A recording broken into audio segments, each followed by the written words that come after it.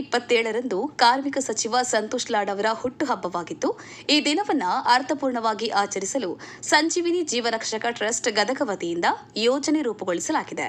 ಈ ಕುರಿತು ಸಂಜೀವಿನಿ ಜೀವರಕ್ಷಕ ಟ್ರಸ್ಟ್ ಗದಗ ಜಿಲ್ಲಾ ಅಧ್ಯಕ್ಷರಾದ ಶಿವಾನಂದ ಗೋಗೇರಿ ಸುದ್ದಿಗೋಷ್ಠಿಯಲ್ಲಿ ಮಾಹಿತಿ ನೀಡಿದ್ದಾರೆ.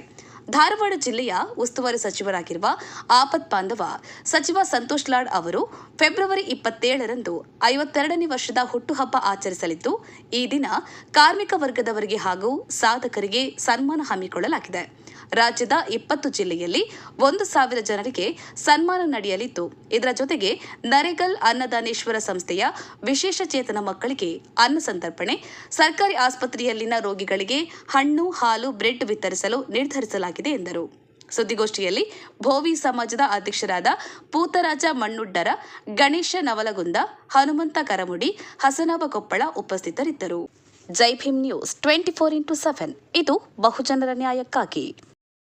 ಕಾರ್ಮಿಕ ಸಚಿವರು ಹಾಗೂ ಧಾರವಾಡ ಜಿಲ್ಲಾ ಉಸ್ತುವಾರಿ ಸಚಿವರಾದ ಸನ್ಮಾನ್ಯ ಸಂತೋಷ್ ಲಾಡ್ ಸರ್ ಅವರ 52ನೇ ಹುಟ್ಟುಹಬ್ಬವನ್ನು ನಾವು ಇದೇ ತಿಂಗಳ 27/2/2026 ಶುಕ್ರವಾರ ದಿವಸ ಗದಗ ಜಿಲ್ಲೆಯ ಸಂಜೀವಿನಿ ಜೀವರಕ್ಷಕ ಟ್ರಸ್ಟ್ ವತಿಯಿಂದ ಆಚರಣೆ ಮಾಡಲಾಗುತ್ತದೆ.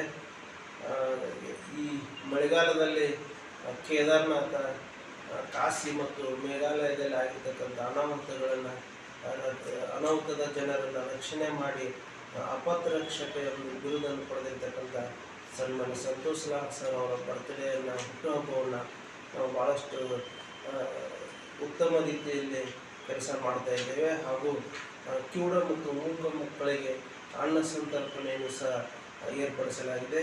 ಹಾಗೂ ಬಡ ರೋಗಿಗಳಿಗೆ ಸರ್ಕಾರಿ ಆಸ್ಪತ್ರೆಗೆ ಹೋಗಿ ಬ್ರೆಡ್ ಮತ್ತು ಹಾಲನ್ನು ಸಹ ವಿತರಣೆ ಮಾಡಲಾಗುತ್ತದೆ.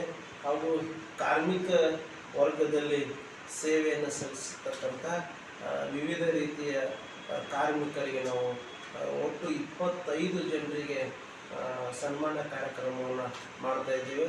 ಅದರಲ್ಲಿ 2 ಸಾವಯವ ಕೃಷಿ ರೈತರಿಗೆ ಸನ್ಮಾನವನ್ನು ಸಹಿತ ಮಾಡ್ತಾ ಇದ್ದೀವಿ. ಒಬ್ಬರು ವೀರೇಶ್ ನೀರ್ಲಿ ಕೂಗುಂಚಿಗಿ, ಒಬ್ಬರು ನಾಗರಾಜ ಹೊನ್ನೂರ ಗದಗ ತಾಲೂಕು ಬೆಂಕಪ್ಪ ಗ್ರಾಮದವರಿಗೆ ಸನ್ಮಾನವನ್ನು ಮಾಡ್ತಾ ಇದ್ದೇವೆ.